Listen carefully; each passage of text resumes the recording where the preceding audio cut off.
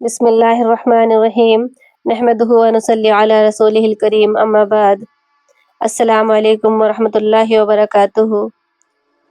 آج میں آپ کے سامنے ایک ایسا سوال لے کر آئی ہوں جو ہر دل میں کبھی نہ کبھی آتا ہے۔ اللہ مجھے ہی کیوں آزما رہا ہے؟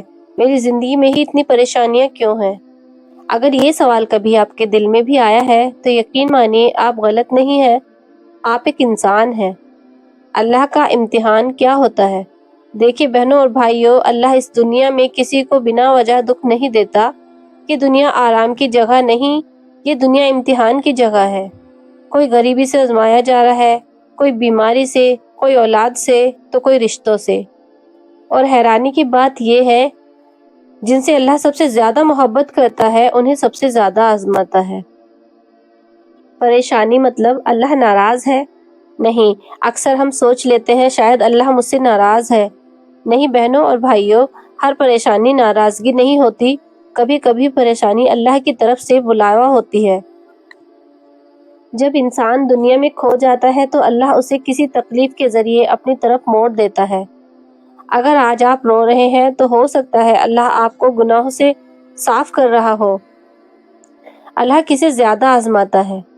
دھیان سے سنیے، اللہ اسے زیادہ آزماتا ہے جس میں ہمت ہوتی ہے، اور جس انسان میں سہنے کی طاقت نہیں ہوتی اللہ اس پر بوجھ نہیں ڈالتا۔ اگر آپ کی زندگی میں مشکلیں زیادہ ہیں تو سمجھ لیجئے اللہ نے آپ کو کمزور نہیں سمجھا۔ یہ آپ کے لیے توہین نہیں، یہ آپ کی قیمت ہے۔ صبر کیوں اتنا ضروری ہے؟ صبر آسان نہیں ہوتا، لیکن صبر بہت قیمتی ہوتا ہے۔ صبر کا مطلب یہ نہیں کہ درد نہ ہو، صبر کا مطلب ہے کہ درد ہو، آنسو ہو، لیکن دل میں شکایت نہ ہو۔ جو انسان صبر کرتا ہے اللہ اس کے لیے وہ راستے کھول دیتا ہے جہاں اسے امید بھی نہیں ہوتی۔ دعا کب قبول ہوتی ہے؟ کتنے لوگ کہتے ہیں کہ میں دعا کرتا ہوں لیکن کچھ نہیں ہوتا۔ بہنوں اور بھائیوں، ہر دعا کا جواب ملتا ہے، بس ہر جواب ہماری سمجھ میں نہیں آتا۔ کبھی اللہ ہمیں وہ چیز دے دیتا ہے جو مانگی ہوتی ہے، اور کبھی اللہ تعالیٰ اس سے کچھ بہتر دے دیتا ہے، اور کبھی کسی بڑی مصیبت سے بچا لیتا ہے۔ تو ہمیں نہیں سمجھ آتا کہ ہماری دعا کس شکل میں اللہ نے قبول کی ہے۔ اللہ کبھی کسی کی دعا ضائع نہیں کرتا، وہ ہماری دعا کو ضرور قبول کرتا ہے۔ اور کچھ دعا ایسی ہوتی ہیں جن کا اجر ہمیں ابھی دنیا میں نہیں مل رہا، آخرت میں ہمارے لیے وہ محفوظ ہوتی ہیں، آخرت میں ہمیں ان کے بدلے بہت بڑا بڑا اجر ملے گا۔ امتحان میں نماز کا سہارا۔ جب حالت بہت بھاری ہو جائے تو نماز کو مت چھوڑیے۔ ویسے تو نماز کسی حال میں بھی نہیں چھوڑنی چاہیے۔ نماز وہ جگہ ہے جہاں انسان ٹوٹ کر بھی محفوظ رہتا ہے۔ سجدے میں گر کر رونے والا انسان کبھی برباد نہیں ہوتا۔ جو اللہ کے سامنے جھک گیا اسے دنیا جھکا نہیں سکتی۔ اور نماز میں جو ہمیں سکون ملتا ہے وہ دنیا کے کسی کام میں، کسی بھی کونے میں تم چلے جاؤ، کہیں تمہیں وہ سکون نہیں مل سکتا جو نماز کے اندر سکون ہوتا ہے۔ اللہ سے بات کرنے میں، نماز کیا ہے؟ نماز ہم اللہ سے گفتگو کر رہے ہوتے ہیں نماز کے اندر، تو نماز کو کبھی بھی مت چھوڑیے۔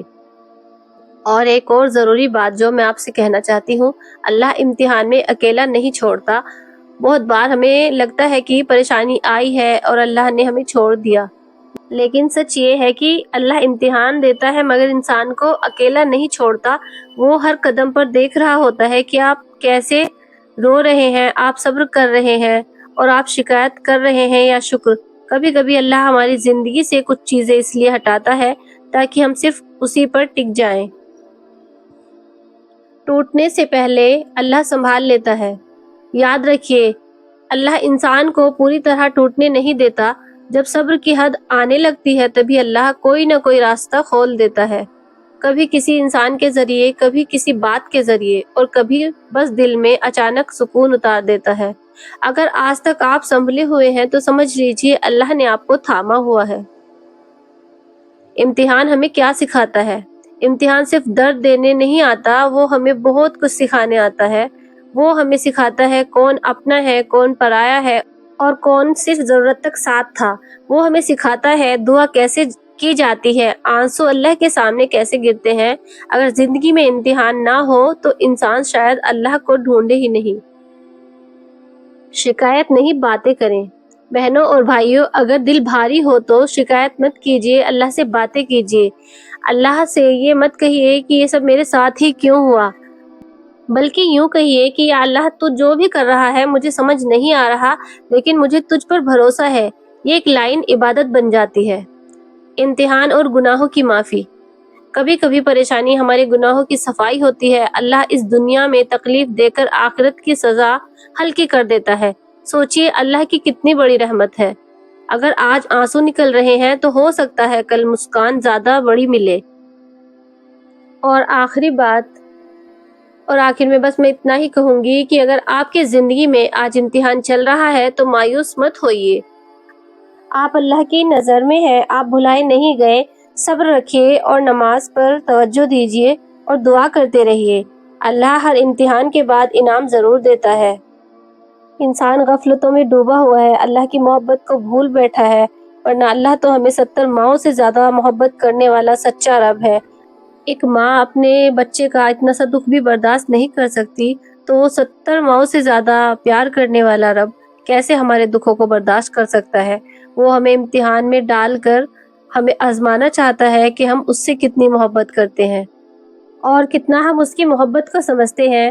تو پیارے بہنوں اور بھائیوں، اللہ تعالیٰ کی محبت کو سمجھو اور اللہ تعالیٰ سے دعا کرو کہ اللہ تعالیٰ ہمیں گمراہی کے راستے سے بچا لے، اللہ ہمیں نیک ہدایت دے اور صراط المستقیم پہ چلا اور ہمارے دلوں میں اپنی محبتیں بھر دے، اور اللہ تعالیٰ ہمارا خاتمہ ایمان پہ کرے۔